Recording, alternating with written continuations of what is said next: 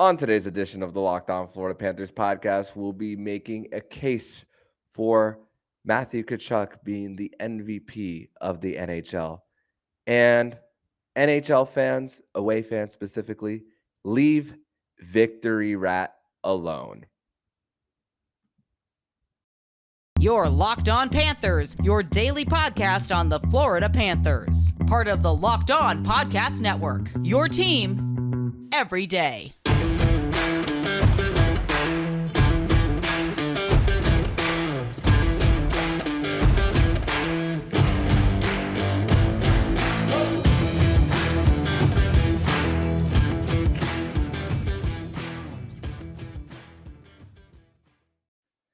And welcome into this Wednesday, February 8th edition of the Locked On Florida Panthers podcast, part of the Locked On Podcast Network, where it's your team every day. Thank you for making the Locked On Florida Panthers podcast your first listen of the day. I'm Armando Velez, and you can follow me on Twitter at MondoMan12. Follow the show account on Twitter at LO_FLA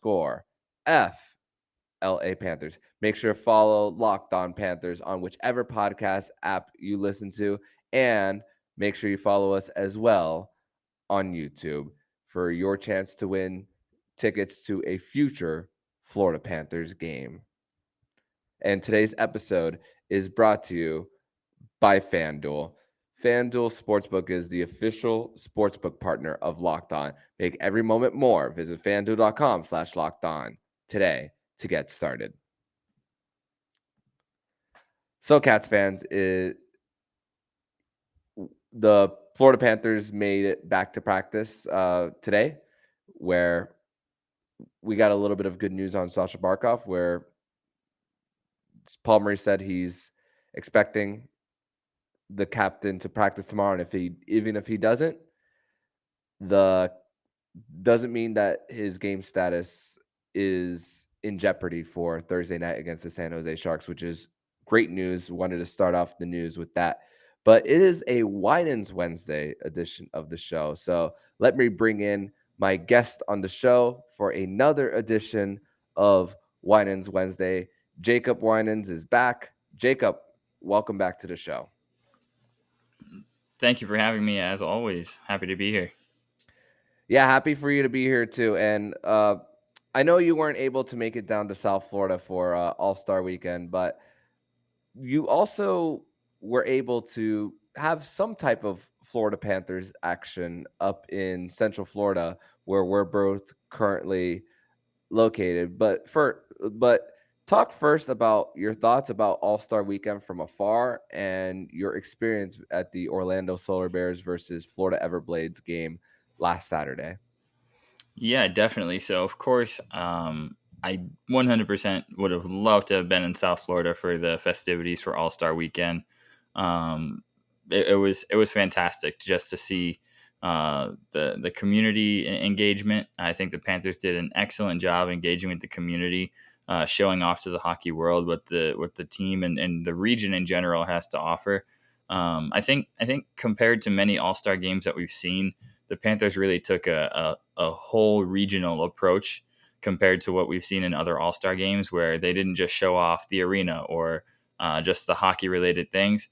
They expanded to well beyond just FLA Live. They were able to show off the beaches, Fort Lauderdale, things on the water, getting the community involved in Coral Springs, at the Ice Den. There was just a lot that went into it, and the team, front office, the league deserve a lot of credit for putting all that together, because it's important. This was an important weekend for the Panthers, more so than some other cities who may host an All-Star game, such as Toronto next year. The Panthers really, when you get an event like this, they have to take advantage of it, capitalize on it, and grow the game. And I think they did an excellent job of making that happen. And what better way to top it off than Matthew Tkachuk getting All-Star Game MVP, NHL First Star of the Week. And then, and I will definitely go on record and say that he absolutely got robbed in the shootout competition. His skit was hilarious. It's impossible to win when you've got a cute little kid like Ovi Jr. out there doing a Kucherov move. He had it in the bag just because he's a little bit cuter than Matthew Tkachuk. But that was an absolutely epic epic shootout move that Tkachuk put together, the puck juggle and everything. Barkov in a lifeguard costume I have seen used as a meme probably 100 times since All-Star Weekend. So that was fantastic. But yeah, you kind of alluded to it. Where I happened to be was definitely not All-Star Weekend, but I was able to experience some hockey. I attended my first Orlando Solar Bears game. I went out there as a volunteer employee for the Solar Bears on behalf of the UCF Sports Business Program. So I definitely enjoyed that experience. Solar Bears hockey, they are affiliated with the Tampa Bay Lightning. So my loyalties, even though I was working for the Solar Bears this past weekend, I was one of the only people out of that crowd of 11,000 that was cheering for the Everblades. The Blades did happen to lose that game in overtime, 5-4. So I was a little disappointed with that result, but I had a great time at that game. It was really cool to see hockey on display in Orlando. You'd be surprised how many people in Central Florida really do follow and love and are diehards for the sport of hockey. It doesn't matter what level we're talking. But yes, in that game, key takeaway from that, two players under contract with the Panthers were playing. We had Nathan Steos on defense, who undrafted free agent. Panthers signed him, and he's a lefty defenseman. From what I saw from him, he's got he of course, as a first year out of junior player, he's going to have to adjust to the physicality. The ECHL is a very physical league. He doesn't necessarily handle physicality the best, but man, that kid can skate. He's got some great skating ability. He's great on his edges, back skating. He's got a good first pass. Reminds me of a Torrey Krug type of player. I think he will definitely turn some heads in training camp going forward. It's just the physicality he's got to adapt to, and the general speed of the game. Defensemen take some time. The bigger name involved was Sarah Noel, who has come back from an undisclosed injury that's kept him out for roughly a calendar year. Only his second game back, and I was impressed with his game early. Didn't find the score sheet, but he was involved in the first two goals for the Everblades. He's starting to understand his size. He's huge. He towers over everybody on the ice. He's about 6'5", 6'6", maybe. An absolute tank of a player, big power forward, and more than I've ever seen him do in the past. He just camps out right in front of the net, and he's not easy to move once he does that. But the physical element of his game is not missing at all. It was only 3 minutes in before he already had dropped the gloves and was fighting. He definitely won that fight. But yeah, it only took him 3 minutes of game action to already find himself in the penalty box in a coincidental situation with I want to say Luke Boca of the Solar Bears. He didn't really stand much of a chance against Sarah Noel, an absolute tower of a human. Definitely someone to watch. I know he was very highly touted. He's dealt with some injuries and stuff, but yeah, hope is not lost with his development. The skill is there. He just has to get his game and his conditioning back. He kind of disappeared the second half of the game, which is to be expected. It's his first game action, and it's an overtime game where he's playing top line minutes. He's going to get tired. He got pretty gassed by the end of the game. We're gonna keep an eye on that, but I was just super happy to see him back on the ice and playing his game. It's been a long time. Yeah, and not expecting him to spend a lot of time in the ECHL, as getting a few warm-up games there, and then eventually making his way back to Charlotte to finish the rest of the season. But great that you got to witness that, and to witness as well the highest capacity crowd in Orlando Solar Bears history, where they also opened the Upper Bowl as well to witness that game. So not all bad things for you personally, Jacob, even though you weren't able to make it down to South Florida for All-Star Weekend. But we're going to transition over to segment number 2, where we're going to discuss a possible case for Matthew Tkachuk to win the Hart Trophy this year after everything that he's doing with the Florida Panthers. We're going to discuss that next here on the Locked On Florida Panthers podcast. But first, we're going to tell you all about FanDuel.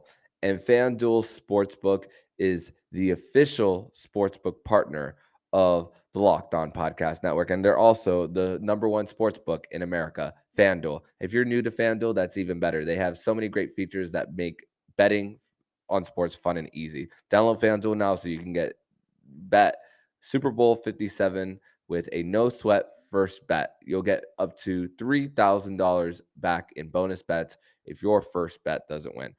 FanDuel lets you bet on everything from the money line, point spreads, to who will score a touchdown. The FanDuel Sportsbook app is safe, secure, and super easy to use. Best of all, you can get paid on your winnings instantly. So join FanDuel.com/lockedon to claim your no sweat first bet on Super Bowl 57. That's FanDuel.com/lockedon. Make every moment more with FanDuel, the ultimate sportsbook partner of the Locked On Podcast Network. Second segment here on this Wednesday, February 8th edition of the Locked On Florida Panthers podcast. Once again, it is a Winans Wednesday of the show. And Jacob, just everything in between the All-Star break with the Panthers hosting it, that comeback win against Boston, and then the manhandling of Tampa Bay on Monday night, winning 7-1, and then the Tampa Bay Lightning losing again at home to the San Jose Sharks. To give you guys an idea of when we're recording this, it's 12:49 a.m. on a Wednesday night, Tuesday night going into Wednesday morning. And Alex Baumgartner of the 5 Reasons Sports Network posted a tweet about the case for Tkachuk getting some MVP honors. And I want to get your take, but I'm gonna say that I don't think Tkachuk is going to win the Hart Trophy. I think with what Connor McDavid is doing, and then of course the separation of points as well, and Edmonton Oilers right now have won 8 out of their last 9, and McDavid's a big part of it. Of course, Draisaitl as well, but Matthew Tkachuk is 4th in the NHL in points. Let's talk about the case for this guy to be the most valuable player, because the Panthers just in the beginning of January were 8 points out of the wild card spot. Now they're creeping up closer and closer, and still need about maybe like 20 wins in their last 29 to still make the postseason. But even when they were losing, Matthew Tkachuk has been the most noticeable player on the ice for the Panthers. I agree 100%, and I think you did make a key point there. It's unlikely that he will win it, because Connor McDavid is doing some things this season that are just unheard of. Things we've never seen before in this era. He really is the Wayne Gretzky of the modern era. There's nothing else you can say about Connor McDavid other than he's the best in the world, and no one is really going to compete with him when it comes to who's the best player in the NHL. But with that said, my case, if I'm making that case, is that this is not an award for best player in the NHL. It's an award for most valuable player in the NHL. And the season Matthew Tkachuk is having right now is very reminiscent of the year that Taylor Hall had with the Devils when he won the Hart Trophy. He was truly the most valuable player to his team and carried them into the playoffs, getting that last playoff spot. Tkachuk is trying to do the same thing with Florida this year. They're really trying to squeak in, get that last wild card, or maybe the top wild card, but definitely one of those final 2 spots in the playoff bracket. And Matthew Tkachuk is carrying them there. That's what I would point to if I'm making the case for Matthew Tkachuk is Taylor Hall won an MVP doing this exact same thing. Matthew Tkachuk is trying to get the Panthers to that same place, and he's producing more than even Taylor Hall did that year. Tkachuk, if he stays healthy, will very likely cross the 100-point threshold this season. He's pacing for it. He's elite defensively, produces at all levels, whether it's 5-on-5, whether it's penalty killing. He can kill penalties. He's an absolute monster on the power play, and he's great with possession. I don't think there's any holes in his game. I think when you think about most valuable player, you have to look at where that player's team would be if not for their production. And if not for Matthew Tkachuk's production this year, if not for what he's done, the Panthers would be at the very bottom of the league. And there's really no debating that. I think Tkachuk, while he very likely won't win the Hart Trophy because Connor McDavid just on another level. Matthew Tkachuk deserves to be in the conversation, and I haven't really heard his name mentioned much in the Hart Trophy conversation, but he should be up there. He should be a finalist, and if McDavid's going to win it, Tkachuk should be number two, and I will definitely die on that hill because Matthew Tkachuk has been he has easily been the most valuable player to the Panthers, and I don't think there's any team in the league that can put one single player up against Matthew Tkachuk and say that player has had the amount of impact on team success that Matthew Tkachuk has had on the Panthers' success, and just being relevant in the playoff race to this point. So much of that it has to do with Matthew Tkachuk. Yeah, and the year that Taylor Hall won 93 points in 76 games with New Jersey, still crazy to think. Number one overall pick, spends a few years in Edmonton, doesn't work out there, and the bouncing of teams that he's had playing for 5 teams in his career. But look at Matthew Tkachuk, and we spoke about it yesterday on yesterday's show how last year he got 70 points in 60 games, and then this year he's doing it in 50, and then we compared these trades where these are always going to be compared until the rest of their NHL careers. And for goals, listen, look for point pace for Matthew Tkachuk. Yeah, he's missed 3 games, 2 of them due to a suspension, and then one of them a late last minute injury against the Pittsburgh Penguins. So, but in an 82 point pace for Matthew Tkachuk, we were dying on the hill of Huberdeau being the MVP last year with 115 points. But Matthew Tkachuk's point pace is an 82 game point pace is 1 point higher than Jonathan Huberdeau's at 116. That's if he were to play a full 82. And that's with more goals too. So just value and the net front presence, the different dimension that he brings too, along with it, what he can do behind the net as well, it's game changing for this Panthers team. And sure, the wins don't necessarily reflect it right now, but we can see the progress that's being made for this team and how over time this is going to be better for the Panthers. Exactly, and you made a really really good point that I wanted to touch on. We all as Panther fans were clamoring for Huberdeau to get Hart Trophy attention last year. 115 points. We all thought he was deserving, and we were all at least somewhat disappointed that it ended up going to Austin Matthews, and Huberdeau ended up not really finishing where we thought he deserved to. But what were the 2 knocks on Jonathan Huberdeau in his MVP candidacy? It was goals and it was defense. Matthew Tkachuk scores a lot of goals. He scores plenty of goals. He definitely is more of a goal scorer than Jonathan Huberdeau. And the defensive numbers, the defensive metrics, it's all there. Matthew Tkachuk plays defense. He's elite at defense. I really don't think if we felt Huberdeau was deserving last year, Matthew Tkachuk is without a doubt as much or more deserving than Jonathan Huberdeau last season. And like you said, the comparison of this trade, it's always going to be it's going to be prevalent for the rest of their careers. Everyone's going to be debating who won the trade, who lost the trade. I think that at the end of the day, I think it ends up being a trade where both teams get something good out of it. Because Tkachuk was not staying in Calgary no matter what. So I know Huberdeau and Weegar, their production combined has not been fantastic this year, whatever. But they got the best that they could out of the situation, and the Panthers got a lot better with Matthew Tkachuk. He's a very good fit. That's been proven. He's an MVP caliber player.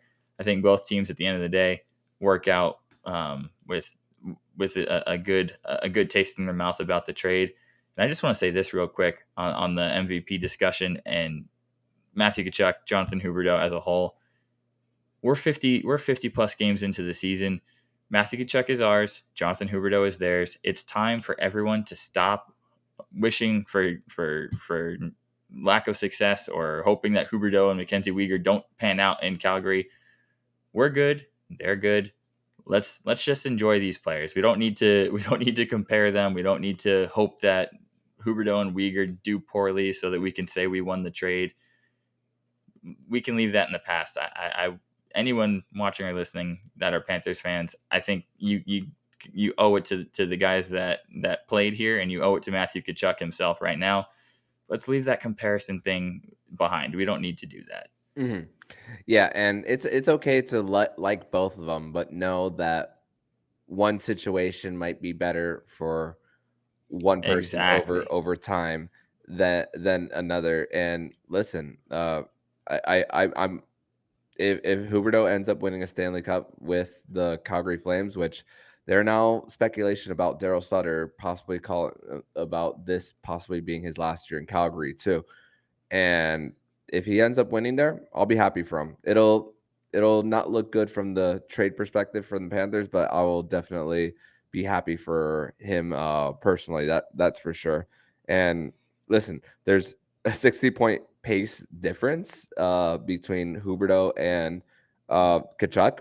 With Huberdeau's point pace being 17 goals, 39 assists for 56 points, but it takes a little bit sometimes, maybe a little bit longer for someone to fit under Daryl Sutter's system, assuming Especially that for that coach. yeah, assuming that Daryl Sutter is going to be there for past this year as well. So that's something to consider.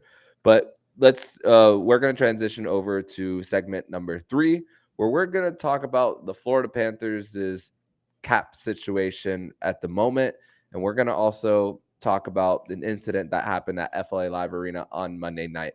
But first, we're going to tell you guys all about Built Bar.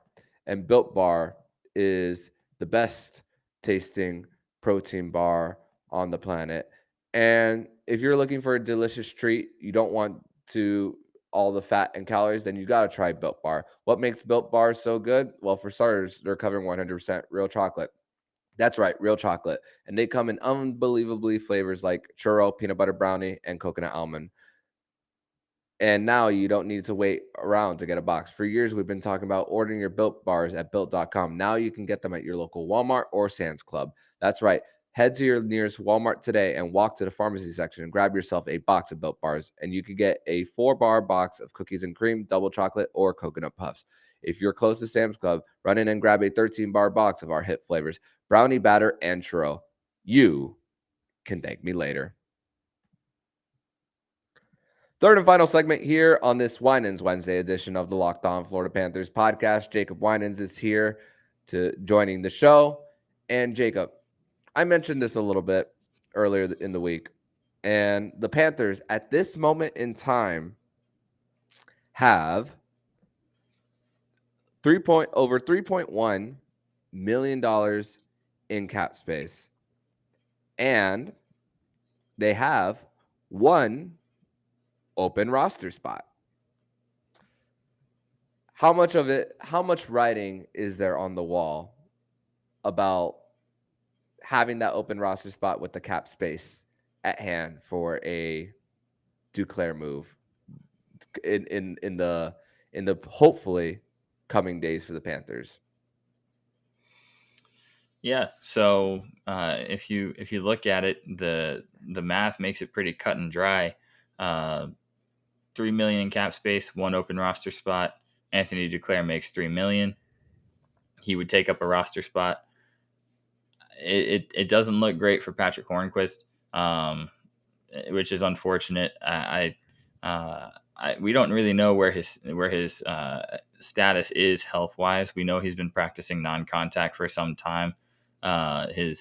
He's coming back from long term effects from 2 concussions that he suffered this year, which brings his career total to 8 or 9 concussions. Not entirely certain on that number. I want to say it's 8 or 9. It's one of the two. That's a lot of damage to the head. That's a lot of brain trauma. That's what these concussions are. So he shouldn't be rushed.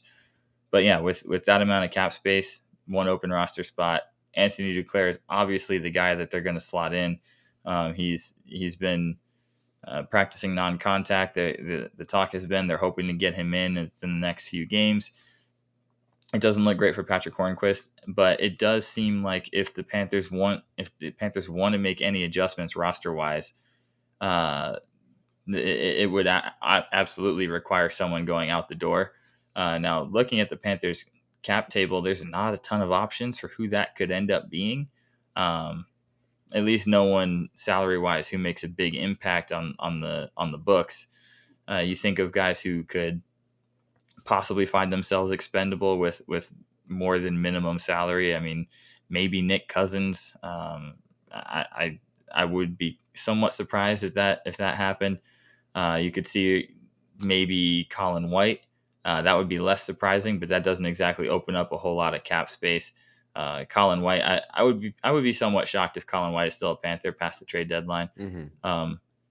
But yeah, it's clear Anthony Duclair. They're prepping the team for Anthony Duclair to move back into the lineup, and we will have to wait and see if they want to roll with that, and maybe Patrick Hornquist has played his last game, or if they want to make further adjustments. It's going to be borderline impossible to find a way to fit $5 million back into this lineup, though, from a salary cap perspective.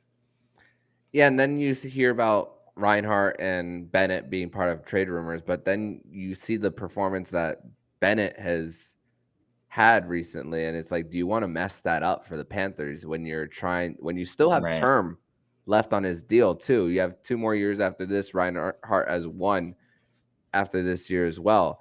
Is that something that you want to mess up for the Panthers as well? And you think about maybe what the Panthers could possibly do as far as where Duclair fits in. Maybe he could be starting off on that third line and then make his way up a little bit for eventually getting into the top 6. But I could see him slotting into that third line as of right now with Eetu Luostarinen in the mix and Ryan Lomberg, and then either Cousins goes to the left wing, or then you slide Lomberg down one, or Cousins goes to the 4th line left wing as well. So a lot of gymnastics that the Panthers would have to do it as far as that. And there was that Frank Saravelli report of that promise that Bill Zito had. But again, we also don't know how severe this concussion is for Patrick Hornquist, because I've only had 1 in my life.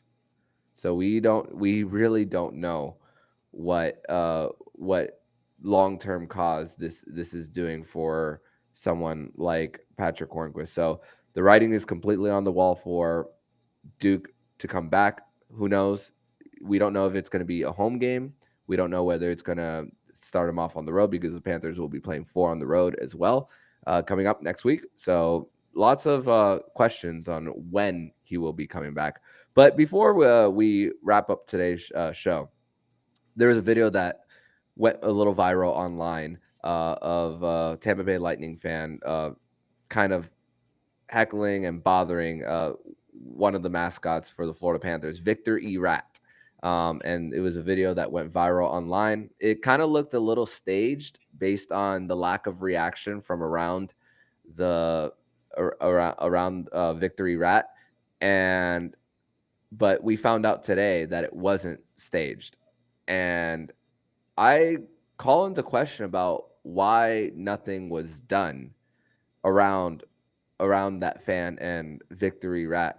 Talk about how you reacted at first, and now what you're seeing as the Panthers are investigating this currently.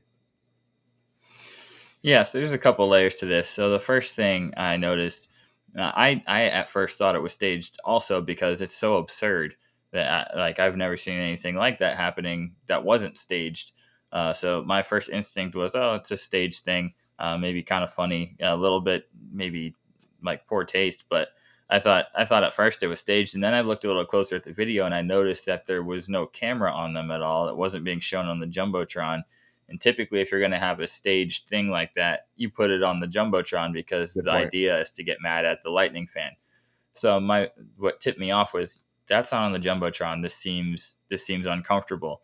The next thing I want to call to attention is that the ushers typically are not necessarily keyed in to what the skits are in the production, but the staff member who walks around with the headset on, who follows the mascot, should 100% know what is being put together, and if it's staged or if the mascot is in danger. Because what a lot of people don't know about mascots, or maybe they do, is that mascots are expected to remain in character, which means no verbal communication. So if a mascot's in trouble, especially in front of fans, the mascots typically, unless it's a dire emergency, are not going to say anything out loud. They're not going to say like, "Hey, help," or "Get him off me." It's that person with the headset, that staff member. It's their job to understand and read the situation. So I'm not entirely sure what was happening there with that member of the staff. We don't know all the details, what went on between that altercation or interaction, but on the surface, it looks like someone who's supposed to be protecting the Victory Rat character. It was really may have dropped the ball there, but beyond that, this should go without saying. I don't understand why this even has to be a talking point. But don't put your hands on the mascots, and don't. I mean, why are you as a grown adult doing that? And I don't like to generalize fan bases or call teams out for their fans, because fans are not. It's not linear. There's all different types of people in any fan base. They're not all the same. It's just very concerning, some of the things that we've had to call attention to with Tampa Bay Lightning fans in general, dating back 2 playoffs ago, the racist attacks on Anthony Duclair that we had to call out, and last year, and just some harassment issues in the parking lot going into Game 2 of the playoffs. I mean, just be better. I understand this is an intense rivalry. It's really picked up in the last couple of years, but you don't do things like that. The mascot is there. He's doing his job. He's not expecting to be assaulted. I mean, you just can't do that. It should go without saying. It's really frustrating to see this kind of stuff happen. It's a terrible example. The mascot's in a vulnerable spot, can't really defend himself, and doing that it's pretty embarrassing. It's really embarrassing for the fan who, we all saw his face. I mean, everyone knows who he is, and it's embarrassing to put yourself out there in that way. But Victor E. Rat, props to you. Kept it completely professional, and remained in character. I know, Armando, you're one of your many jobs that you do is working at Universal, and it kind of reminded me of Halloween Horror Nights, how the scare actors, you can't put your hands on the scare actors, no matter how scared you get.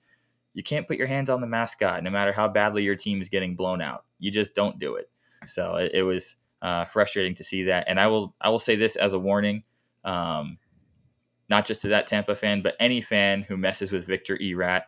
My girlfriend Rachel is a fanatic of Victor E. Rat. She loves and adores Victor E. Rat, and she will come for you if you put your hands on Victor E. Rat. That is a promise. And Panther fans, if you go to a Tampa Bay Lightning game, please don't put your hands on Thunderbug. Live up to that better standard. Please don't. Please don't. Stanley C and Thunderbug are friends. Yes. They are friends. Yes, be nice to them. And we also happen to know a person here in Orlando who used to be a mascot at Stetson as well, and his girlfriend happens to be uh, the old mascot of Nitro too at UCF too. So wanted to text him about it and get his perspective, and he told me the same thing, that it looked staged at first, but was confused about the handler not doing anything. But now there's an investigation going on with it, and hopefully something will be done when it comes to that. That's for sure. But Jacob, I want to thank you once again for joining me on this Winans Wednesday edition of the Locked On Florida Panthers podcast. Tell everybody where they can find you online. Definitely. You can follow me on Twitter at JacobWinans8. I'm always super active there. And thank you for having me as always, and for staying up extra late tonight, because it's definitely my fault we're recording this late. Some school responsibilities that I had to take care of. So I appreciate it. No worries, my friend. And I will see you next week. After next week's games will be in the middle of that Midwest trip. So I will see you next week, my friend. Looking forward to it. And if you like what you're hearing, please subscribe to the podcast to be notified every single time the Locked On Florida Panthers podcast jumps into your podcast feed. Don't forget to also subscribe to the other shows on the Locked On NHL network, including Locked On NHL, Locked On Fantasy Hockey with Flip Livingstone and Stu Roden, and Locked On NHL Prospects. Thank you for making the Locked On Florida Panthers podcast your first listen of the day. And for your second listen of the day, make sure to listen to today's episode of Locked On Sports Today. Peter Bukowski gives you a 20-minute or less podcast on the entirety of the sports scene. Make sure to follow Locked On Sports Today on the Odyssey app, YouTube, or wherever you get your podcast. So I'm Armando Velez with Jacob Winans, and you've been listening to Locked On Florida Panthers podcast, part of the Locked On Podcast Network, where it's your team every day.